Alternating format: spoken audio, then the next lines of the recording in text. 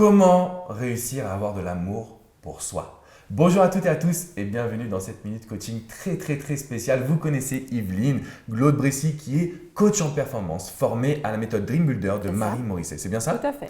Alors, on va parler de cette formation juste après, mais forcément le sujet qui nous revient aujourd'hui, c'est un sujet qui est important pour toutes les femmes mais aussi tous les hommes qui regardent cette vidéo. L'amour de soi. J'aimerais bien savoir un petit peu comment tu le définirais toi, l'amour de soi. C'est quoi à tes yeux? Alors, l'amour de soi, déjà, pour moi, c'est ne pas être en train de se dénigrer sans arrêt.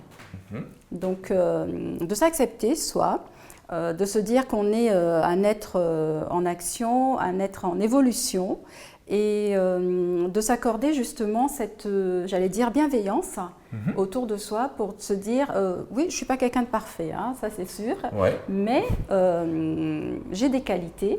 Et ce que moi j'appelle défauts, non pas défauts, des points d'amélioration. D'accord, des points d'amélioration. Des points d'amélioration. Alors, juste te poser une question, je me permets de te couper. Oui. Je dis souvent en séduction que les personnes qui arrivent à séduire, trouver l'amour, ce sont celles qui acceptent leurs défauts. Pas celles qui ont des qualités, mais celles qui acceptent d'être qui elles sont. Ça serait de l'amour de soi finalement. Bien sûr, parce que l'idée n'est pas de cacher quand tu vas vers quelqu'un que tu aimes ou que vous devez construire une relation, l'idée n'est pas de cacher qui tu es, quoi. Et c'est peut-être que les points d'amélioration ou les défauts font justement le charme. Effectivement. Alors, par rapport à ta formation que tu as réalisée, qui est une formation quand même très spéciale, très poussée surtout, est-ce qu'on parle d'amour de soi dans le coaching performance tel que tu l'entends? Tout à fait. Comment toi tu l'as adapté aussi dans ta pratique personnelle? Tout à fait. Donc on a la partie en fait sur l'estime de soi, la spiritualité et bien comprendre, si je peux prendre un petit peu ce temps pour faire un peu la différence sur… C'est ta vidéo. Non mais sincèrement, c'est ta vidéo. Je te mets à l'honneur. Je peux préciser une petite chose. Je la mets à l'honneur, Yveline, parce qu'elle est géniale. Elle fait un superbe travail et surtout très complémentaire. Donc là, vous allez apprendre énormément. C'est à toi, Yveline, je t'en prie. Donc je disais, entre la confiance, la différence entre la confiance en soi et puis l'estime de soi. Donc la confiance en soi, ce sont les choses qu'on sait faire. C'est-à-dire, par exemple, toi tu es multilingue, enfin tu parles donc bien l'anglais, tu as confiance en toi parce que c'est quelque chose que tu as acquis. D'accord. L'estime de soi, il y a deux facettes. Donc c'est-à-dire le regard que l'on porte sur vous et le regard que vous portez. Donc l'estime de soi, ça se construit aussi dans l'enfance. Par exemple, un petit, au début, quand il est… Bon, on a eu des enfants. Et enfant, bon, il y a tout l'amour des parents autour. C'est-à-dire que même que le petit de 3 ans, il fait des bêtises. Bon, c'est notre petit à nous. Il est adorable. Donc on est dans un amour inconditionnel. Sauf que lorsque le gamin il grandit, donc par exemple il va à l'école, il rencontre d'autres enfants, il revient à la maison, il dit des bêtises comme cacaboudin, me permet sur la vidéo, les parents disent mais attends, mais où est-ce que tu as appris ça? Qui t'a appris ça? Et donc, les parents peuvent aller à dire, bon, écoute, si tu continues à te comporter comme ça, moi je ne serai pas contente. Donc la notion d'amour conditionnel commence à rentrer. D'accord. Et au fur et à mesure de cela, donc l'on grandit, on devient adolescent, donc on évolue dans une société, il y a le regard que les autres portent sur nous.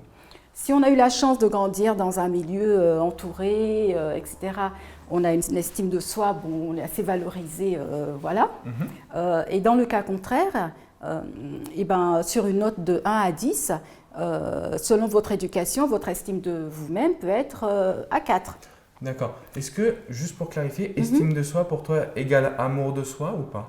Alors ça vient après, ça reconstruit, parce que c'est une partie. D'accord. C'est une partie. Et donc, sur l'estime de soi, je disais donc les deux pans. Le deuxième, donc l'extérieur, quelle est la vision de l'entourage, mais il y a aussi quelle est la propre vision qu'on a nous de nous-mêmes. D'accord. Par exemple, si je reviens sur l'adolescence, on peut se trouver tous les défauts. C'est vrai que l'adolescence, c'est pas facile. On est boutonneux, on se trouve trop grosse alors qu'on est toute fine. Par exemple, je parle de mon cas. Et donc, notre estime de nous, elle n'est pas à 10. Et la somme des deux fait l'estime que l'on a de soi, en fait. D'accord. Et pour répondre à ta question, donc, où l'estime de soi, où ça rejoint l'amour de soi, c'est quand nous, on s'accepte, on se dit, oui, bon, je ne suis peut-être pas parfait, mais je suis un être d'amour. Pour moi déjà, je dois l'être. Très souvent, j'ai entendu que c'était aussi une faute à la société, dans le sens où voilà, on voit des mannequins qui sont, comme tu disais, toutes fines, on voit que des belles personnes, on admire la télé-réalité. Est-ce que tu penses que le conditionnement de la société est plus fort que peut-être ce qu'on a vécu comme relation avec ses parents ou comme relation sociale? Est-ce que finalement la nouvelle ère, un petit peu technologie, télévision, va apporter une troisième problématique par rapport à l'amour de soi? Alors je dirais une troisième problématique, je ne dirais pas plus fort, parce que ce qui a été ancré depuis l'enfance, qui fait aussi partie de notre culture, c'est vraiment très très fort, mais c'est vrai que ce que nous renvoient les médias, c'est ce qui fait notre quotidien. Exactement. Donc qui fait aussi notre vision. Non pas que je dise qu'il faille, ne pas progresser, c'est-à-dire, par exemple, on peut avoir des choses qui ne vont pas bien dans notre vie.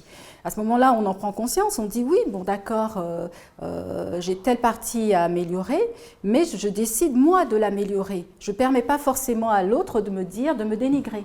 D'accord. Je comprends. Donc, je ne sais pas si j'ai été assez claire. C'est juste que je suis en train de voir, en fait, quels sont du coup les types d'actions qu'on pourrait faire pour, par exemple, reprogrammer son passé. Je te donne le cas, j'ai beaucoup de personnes qui m'ont dit « Alex, j'ai pas reçu d'amour de mes parents. Oui. » Et c'est difficile pour moi parce que moi, j'ai eu 2 parents qui étaient formidables, qui m'ont transmis beaucoup de valeurs. Comment on fait pour reprogrammer son cerveau? Est-ce que tu as des techniques, par exemple, pour ça? Moi, j'utilise beaucoup la PNL, je suis très fan de ça, mais toi, je suppose que tu as une technique, quelque chose que tu peux apporter ou un exercice peut-être. Oui. Alors, déjà, l'exercice du miroir. Alors, malheureusement, les personnes qui n'ont pas reçu d'amour de leurs parents, je dis que toujours, dans tout ce qu'on a vécu, il y a un côté apparemment négatif, forcément négatif, mais qu'on peut retourner. C'est-à-dire qu'après, lorsqu'on a travaillé, on peut comprendre. Exactement. Voilà, les personnes qui ont vécu cette souffrance et donc apporter notre aide. Et pour répondre directement à ta question, l'exercice du miroir, comme je disais, c'est-à-dire apprendre à se regarder, et non seulement pas que physiquement, pas que visuellement, mais aussi à l'intérieur. Il y a aussi l'exercice des pensées positives. D'accord. Parce qu'on est très très en discussion Alors, ce serait quoi pour toi les pensées positives, par exemple? Alors, les pensées positives, tout simplement, ne pas être dans le jugement sur soi. D'accord, juste être toujours positif sur sa personne. Voilà, et de se dire, je suis un être d'amélioration. Je suis pas, je peux avoir tort, largement, mais si je suis dans cette dynamique de m'améliorer, peut-être dans les relations aussi, d'essayer de comprendre l'autre, de ne pas toujours rejeter la faute sur l'autre, mais de se prendre avec vraiment amour tout simplement et puis bienveillance. À chaque fois que tu fais une vidéo, il y a toujours une phrase qui me choque, mais ça, celle-ci, elle est puissante. Je suis un être d'amélioration. Oui, je suis un être d'amélioration, nous le sommes tous. Parce qu'en fait, c'est des petites phrases, mais si on les applique à sa vie, mais en fait, on relativise. Oui, bien sûr. Et on avait fait une vidéo sur le pardon, mais là, je viens de me pardonner des petites erreurs parce que je suis un être d'amélioration. T'inquiète pas, moi aussi, je m'en pardonne. Effectivement, on est obligé de se pardonner. Et finalement, ça part de cet amour de soi, de s'accepter tel que l'on est. Tout à fait. Super, merci beaucoup Yveline. Vraiment. Merci à toi. Alors, petite question, si vous en avez, laissez-les dans les commentaires. Tu seras là pour y répondre? Oui, tout à fait, bien sûr. Super. Comment on fait si on a envie de pousser comme moi l'idée de travailler sur son amour sur soi? Je sais que tu tiens des ateliers également là-dessus. Oui, tout à fait. Donc, j'ai des ateliers une fois par mois. Donc, pour l'instant, ils sont en présentiel, mais je vais les mettre bientôt par Internet aussi. Parce qu'il y a le groupe Facebook. Il y a le groupe Facebook, donc Sois une voix, pas un écho. Et dans ce groupe qui est très dynamique, on a des relations, on a des rencontres sur Paris. Voilà. Je vais avoir des formations aussi très bientôt. Donc, on vous tiendra au courant des actus. Tout à fait. Sûrement qu'on fera des vidéos encore ensemble. Écoute, parce que je pense que tu apportes tellement de valeur. Et pour moi, c'est hyper important de t'avoir vraiment. Et alors du coup, voilà, je vais vous mettre tous les liens, vous inquiétez pas, juste en dessous. Je te laisse conclure la vidéo peut-être sur, je sais pas, un exercice que tu veux leur donner, un livre qui t'a touché ou ta prochaine ressource, ton prochain article, ta prochaine vidéo pour que les personnes puissent te suivre. Oui, donc vraiment moi si je dois conclure, c'est vraiment je voudrais revenir sur ce thème, sur ce concept de ne pas voir que les défauts. C'est-à-dire de se dire, parce qu'en fait un défaut, pour prendre un exemple, la générosité. Oui. Donc, être généreux, c'est bien mieux qu'être pas ingrat. Bon. Mais si on est trop généreux, à ce moment-là, ça peut devenir un défaut parce qu'on n'a plus de contrôle, etc. Donc en fait, tout est une question de positionnement et de circonstances. Donc avoir cette notion de l'amélioration, de la bienveillance vis-à-vis de soi et de l'amour vis-à-vis de soi. Et de faire attention aussi à nos pensées, à ce qu'on se dit dans notre tête. C'est hyper puissant. Voilà. Merci beaucoup. Merci Evelyne. Alexandre. N'oubliez pas de vous abonner à cette chaîne YouTube. Vous recevrez plein de vidéos, plein de contenus, d'interviews comme avec Evelyne qui est vraiment spéciale à mes yeux. Merci encore une fois. Alexandre. Je vous dis à très bientôt les amis pour une prochaine minute coaching. Et je te garde encore une vidéo. On va devoir parler de la peur. Et notamment cette peur d'abandon qui est hyper présente en amour. Ouais. Ça te va? Tout à fait. Je vous dis à très bientôt les amis. Ciao. À très vite.